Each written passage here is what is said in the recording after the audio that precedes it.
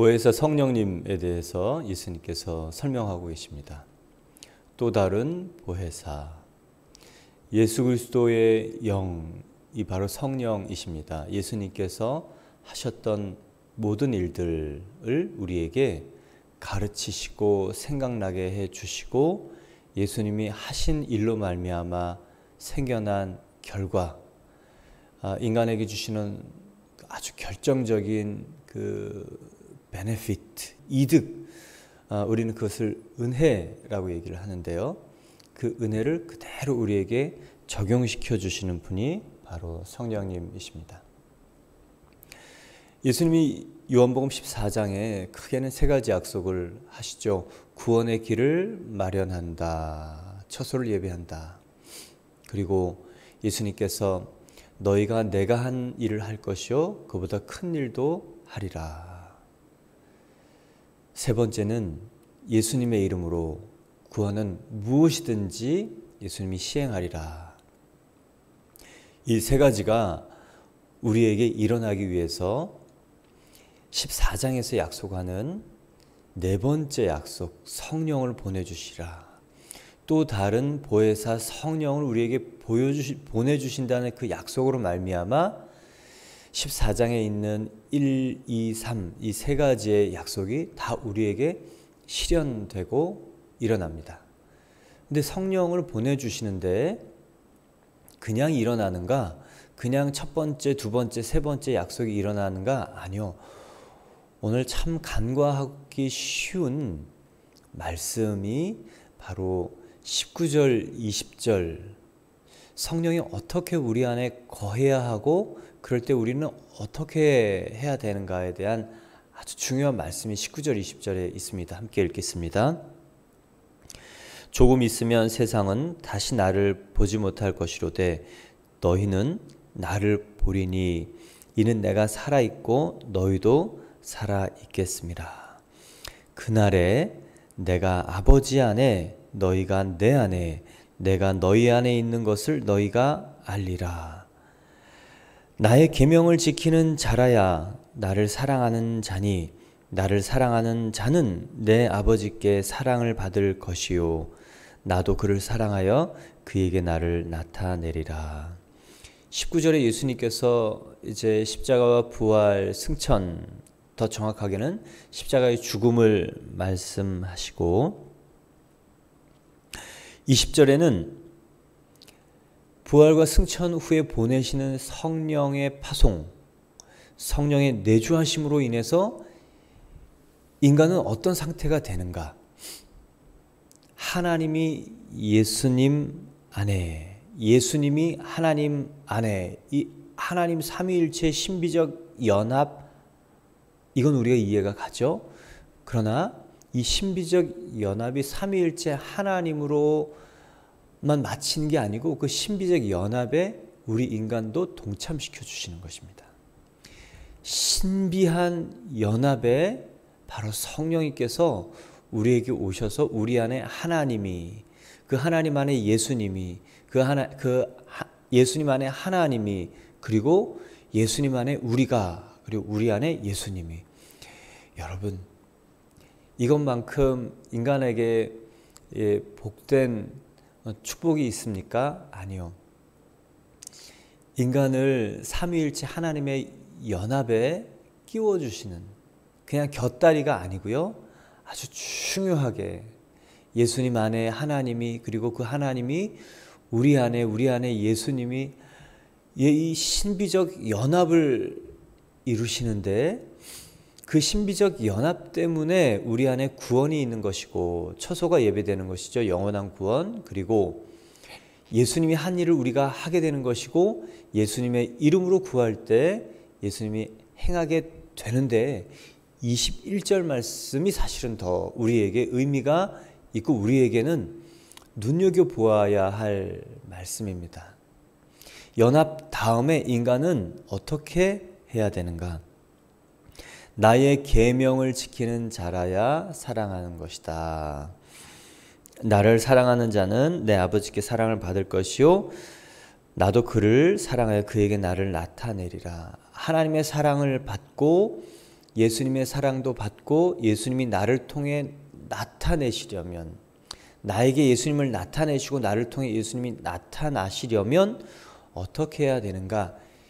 연합, 그리고 사랑, 그리고 계명의 순종. 성령의 연합, 결국 사랑에서 기인한 자발적 순종이 예수님을 드러나고 나타나게 하고 예수님이 일하시게 한다라는 거예요. 그랬구나. 예수님이 일하시는 이유는 바로 이것이구나. 여러분, 우리가 계명을 지키는 방법에는 두 가지가 있습니다. 이거 해야 되는 거야. 그래서 하는 순종이 있죠. 굳이 억지 순종, 마지못해 순종이라는 것까지라는 단어까지는 쓰고 싶지는 않지만, 정말 그분을 사랑해서 하는 순종과는 조금 구별이 되는 순종이죠.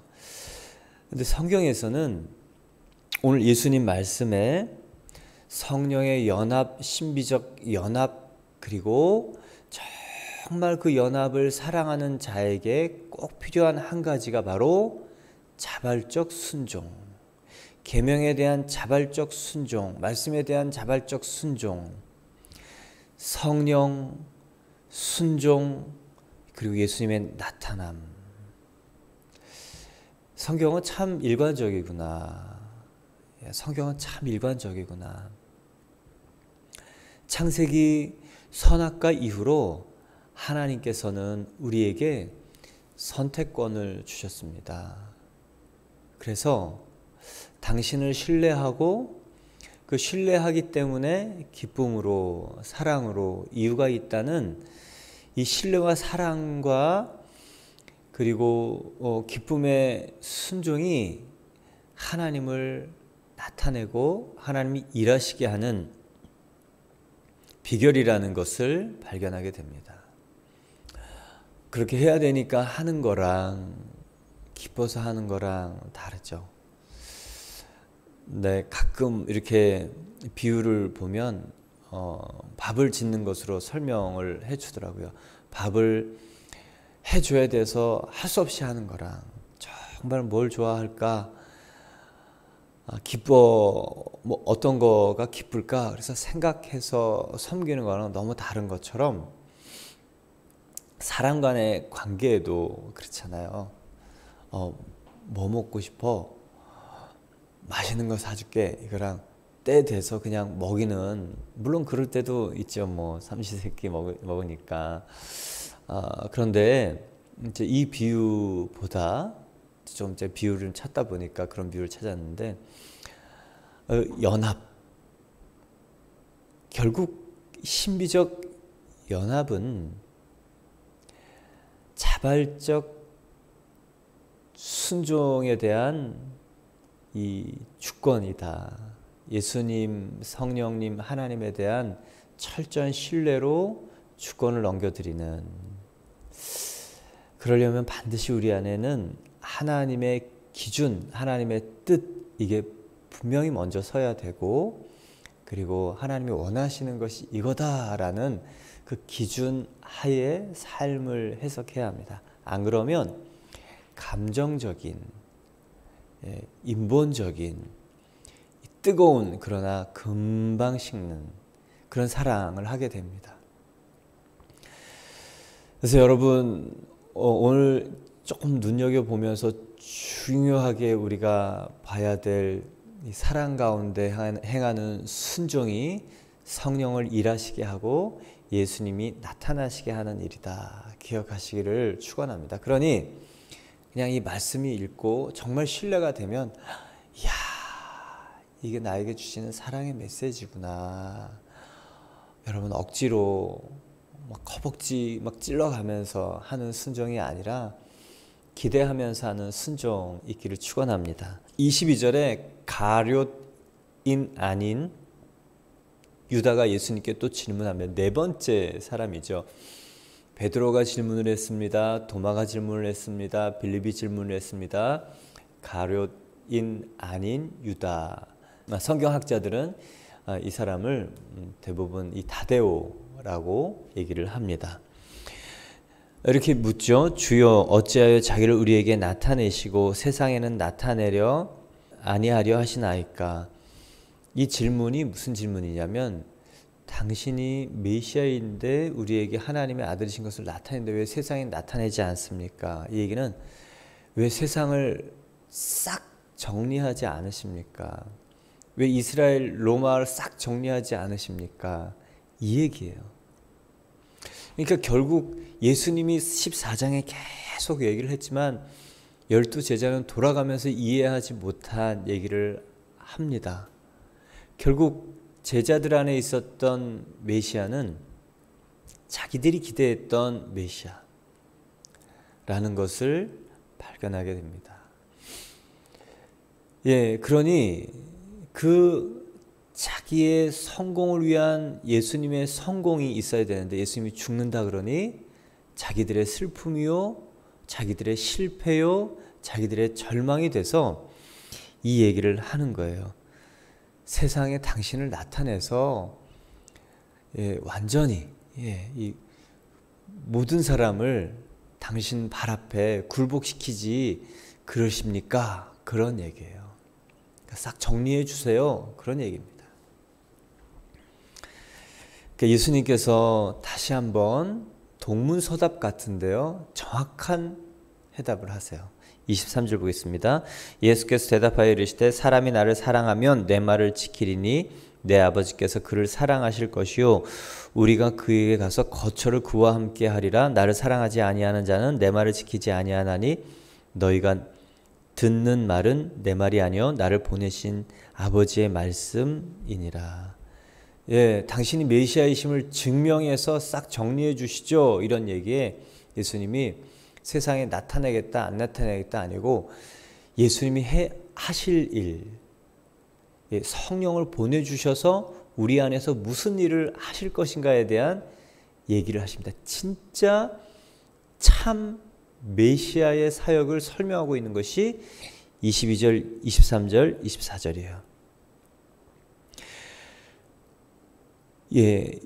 우리가 그에게 가서 거처를 그와 함께 하리라. 23절 말씀이에요. 예수님이 돌아가시고 부활하시고 승천하시고 성령을 보내주시면서 우리와 함께 하시는 거처를 우리 안에 마련하신다. 성령이 오셔야 마음의 성소가 생기는 거죠. 정말 경배의 대상이 내 안에 생기는 것입니다. 그러면서 그 예수님의 이 드웰링, 거주, 내주 함께 하시면서 살아가시는 것이 우리 안에 만들어진다가 23절이에요. 그냥 슥 지나갈 수 있는 말이지만 예수님이 함께 하시면서 거처를 천국이 아니라 우리 안에 마련하신다는 하나님 나라가 임한다는 말씀. 이게 진짜 구원이다. 이게 진짜 메시아 사역이다라고 설명하고 계십니다. 근데 이것이 또한 사랑과 순종과 연결이 되어 있어요. 나를 사랑하는 사람이면 내 말을 지키리니 예수 그리스도에 대한 사랑과 순종과 연합과 그리고 이 마음 성소 이게 다 한 덩어리입니다. 그러니 이 기독교 안에 순종을 빼놓고 기독교를 설명한다는 것은 사실은 불가능한 일이에요. 우리는 이 본문을 보면서 계명을 지켜라. 이 계명에 대한 단어의 어감 때문에 율법적, 강압적 그런 이미지가 있습니다. 그런데 예수님은 그 앞에 이 사랑한다면 계명을 지켜라. 이 자발적 순종을 설명하고 있습니다. 하나님은 창세기 이래로 창조 이래로 인간에게 한 가지 원하셨던 것은 자발적 선택 그리고 자발적으로 선택한 하나님에 대한 사랑. 그냥 단지 그거를 원하시는 거. 왜요? 인격적 사랑의 관계를 원하셨기 때문에. 그래서 하나님은 오래 기다리셔야 됐어요. 많이 기다리셔야 됐습니다. 모든 인간이 자발적으로 하나님께 나와 하나님의 뜻을 헤아릴 그 시간, 그 일이 생길 때까지 하나님은 오랜 시간 기다리는 하나님. 그래서 믿음의 주요 온전케 하시는 예수가 성경에는 믿음의 주라고 얘기하십니다. 왜요? 기다리셨던 분이기 때문에. 그래서 믿음은 기다림이라고 하지요. 그 믿음을 보이신 분이 바로 하나님이시고 예수님이시고 성령님이십니다. 그만큼 인격적 관계를 원하셨기 때문에 그렇습니다. 24절에도 동일하게 나를 사랑하는 자는 내 말을 지킬 것이요 나를 사랑하지 아니하는 자는 내 말을 지키지 아니할 것인데, 내 말은 내 말이 아니고 하나님의 말이다. 아버지의 말이다. 이 성경화에서 이 순종은요, 이 주권과 관계가 있습니다. 여기 안에서 이 사랑과 관계가 있어서 표현되어서 자발적 사랑의 순종이 결국 하나님을 일하게 하시고 예수님을 나타내게 하시는 예수님의 주권에 대한 우리의 환영이에요. 이 국토와 나라와 주권을 빼앗겼던 우리나라는 이런 단어 별로 좋아하지 않습니다. 근데 나라를 빼앗겼기 때문에 이런 단어를 좋아하지 않는 게 아니고요. 인간의 악한 본성 안에 주권을 내려놓는다, 주권을 포기한다, 주권을 이양한다, 순종한다, 종이 된다, 섬긴다, 이런 말 자체가 옛사람, 에고, 겉사람의 이 거부적인 단어입니다. 그래서 중요한 것은 십자가의 죽음이에요. 십자가에서 이 죽고 부활로 가야 옛사람의 이 특성, 자기 사랑, 자기 연민, 자기 자랑, 이게 죽어버리고요. 이게 죽어버려야 굴복, 순종, 전적인 이 하나님의 일하심에 대한 협력자가 우리 안에 태어나는 겁니다. 이제 예수님께서 성령이 오시면 계속 성령에 대한 얘기를 한 거예요. 성령, 신비, 연합, 그리고 순종, 이 주권의 나타남. 근데 조금 더 한 번 더 강조하십니다. 25절, 26절에 내가 아직 너희와 함께 있어서 이 말을 너희에게 하였거니와 보혜사 곧 아버지께서 내 이름으로 보내실 성령, 그가 너희에게 모든 것을 가르치고 내가 너희에게 말한 모든 것을 생각나게 하리라. 할렐루야.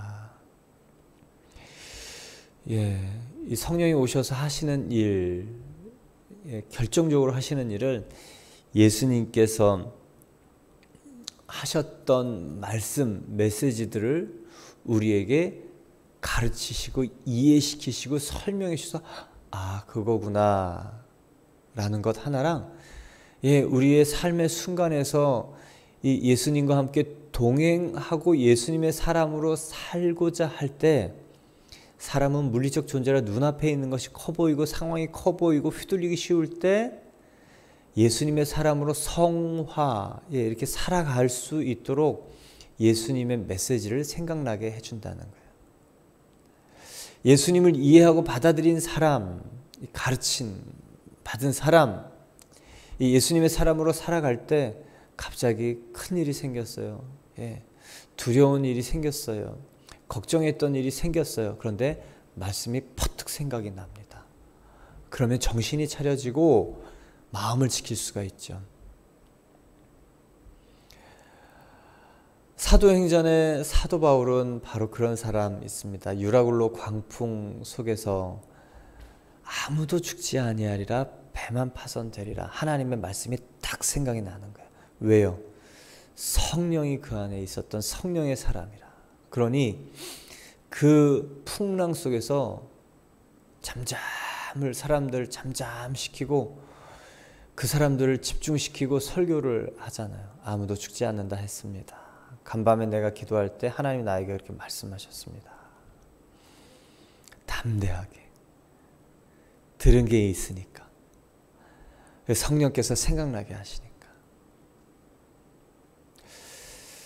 여러분, 그래서요, 말씀을 많이 읽어놓는 게 중요합니다. 그리고 그것을 정독해서 이해하고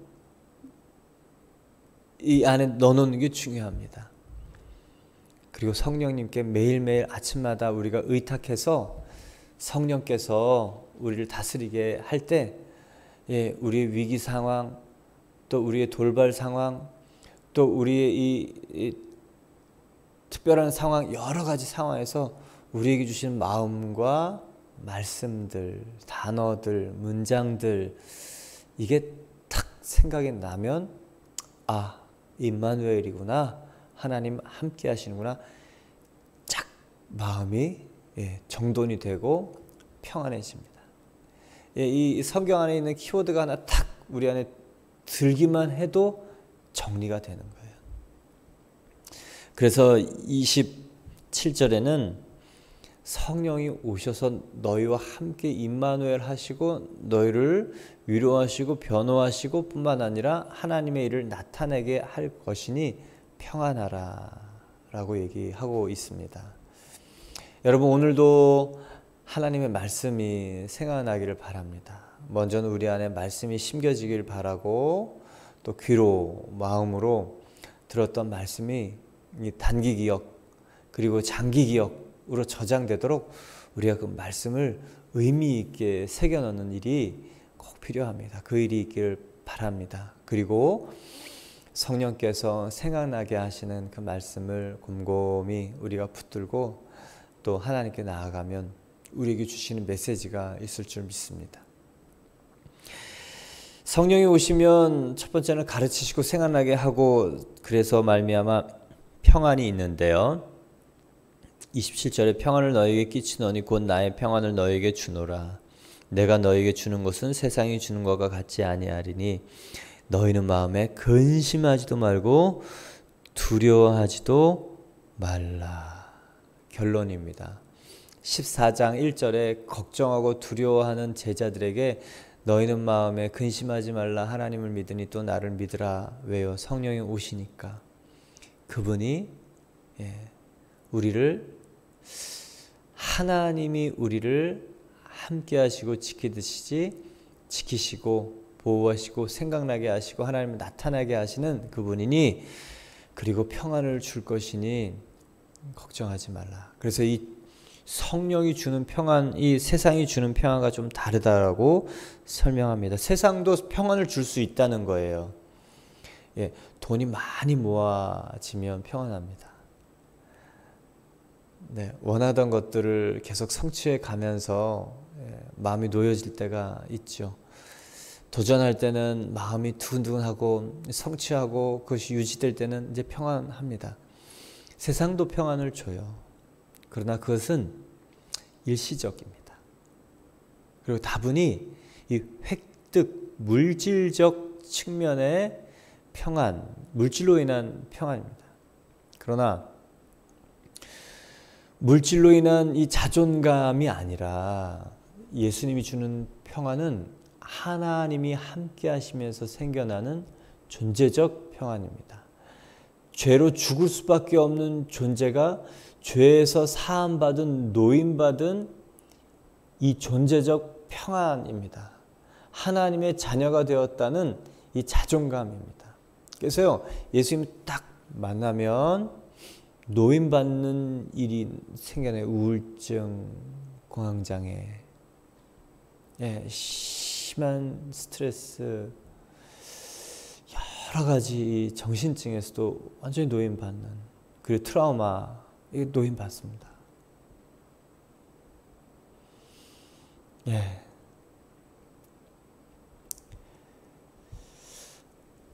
그게 맞죠. 또 그렇게 되죠. 그래서 자기를 발견하게 되죠. 어제 집회, 치유 집회 또 잘 두 번째 했습니다. 지난주, 이번 주 이제 시작하는 주간이라 광고도 하지 않고, 그래서 뭐 아주 많은 분들이 오시지는 않았어요. 그래서 좀 찬양도 좀 길게 하고, 어제는 찬송을 한 시간 정도 했죠. 찬송만 해도 하나님 일하시죠. 찬송, 이 하나님이 어떠한 분인지 높여드리는 그 일에 하나님에 대한 경배 안에는 하나님에 대한 인정이 있어요. 하나님에 대한, 예수님에 대한, 성령님에 대한 이 인정이 있을 때 그분이 임재하십니다.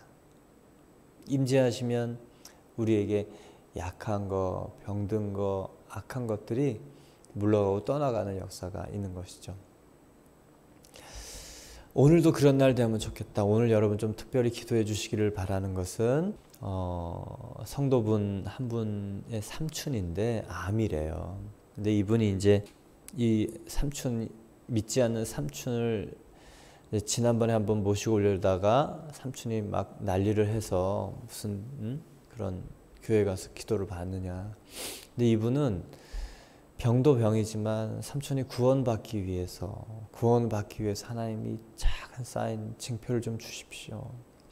강팍한 이 작은 아버지죠. 작은 아버지가 예수님을 좀 만나게 해달라는 그런 마음 때문에 이제 한번 이렇게 오려 했다가 안 오신다 했다 또 옵니다. 그러니까 이게 조카가 굉장히 설득을 한 거죠. 암도 심하지만 하나님 만날 수 있는 증거를 좀 주십시오. 이게 이제 오늘 저의 마음의 기도이고 부담이에요. 그 조카의 그런 마음이 얼마나 간절할까 그런 생각이 듭니다. 그로 말미암아 성령이 나타나고 가정에 평안이 있고 하나님이 주시는 이 구원, 이 평안이란 결국 영혼 구원으로 생겨난 선물이거든요. 이것이 있으면 좋겠다. 여러분 기도해 주십시오. 이제 예수님께서 쭉 얘기를 하시죠. 이후에는 내가 너희와 말 많이 하지 아니하리니 이 세상의 임금이 오겠음이라. 그러나 그는 내게 관계할 것이 없으니 오직 내가 아버지의 사랑하는 것과 아버지께서 명하신 대로 행하는 것을 세상이 알게 하려 함이라. 일어나라 여기를 떠나자 하시니라.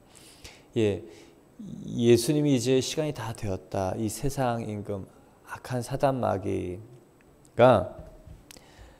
가롯 유다와 이스라엘 집행부를 통해서 함께 오겠다는 바로 창세기 3장 15절 말씀입니다. 내가 너를 여자와 원수가 되게 하고 뱀에게 했던 말이죠.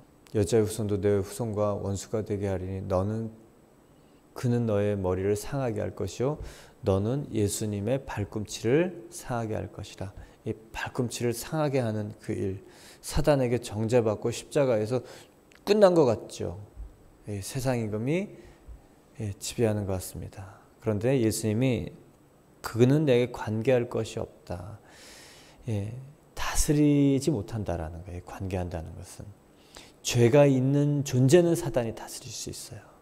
근데 죄가 없는 예수님은 다스릴 수 없습니다. 오히려 예수님이 이제는 이 사단을 다스리는 그 일로 역전되어 갑니다. 예수님은 사단에 의해서 힘이 없어서 죽으신 것이 아닌 영적인 전쟁에서 실패해서 십자가에서 죽으신 것이 아니라 아버지를 사랑하고 아버지께서 명하신 것을 행하는 거예요. 히브리서 7장 21절입니다. 그들은 맹세 없이 제사장이 되었을 때 오직 예수는 자기에게 말씀하신 이로 말미암아 맹세로 되신 것이라. 주께서 맹세하시고 뉘우치지 아니하시리니 영원히 제사장이라. 그러나 제물되는 십자가 죽음을 지신다. 여러분, 이 오늘 성령과 14장의 메시지는 그냥 딱 하나 기억하시면 좋을 것 같아요. 보혜사 성령이 오셔서 예수님이 하셨던 일들을 우리에게 이해하게 하시고 또 우리의 이 성화의 모든 것들을 생각나게 하시며, 그리고 인간은 자발적 순종으로 사랑을 나타낼 수 있고 자발적 순종으로 하나님 예수님이 우리를 통해 나타나게 한다는 이 성령과 주권을 기억하시면 좋겠습니다. 우리 함께 기도드리겠습니다.